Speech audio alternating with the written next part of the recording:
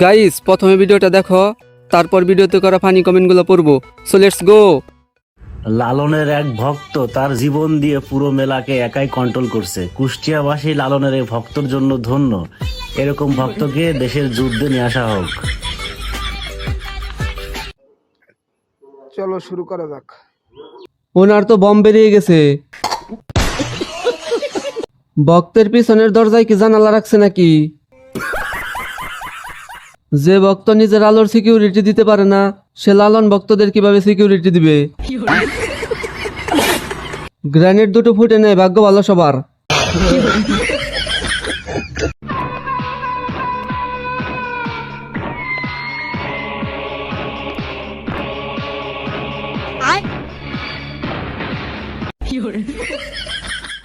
দাদু যুদ্ধ করতে করতে নিজের সুপারি সেভ করতে ভুলে গেছে।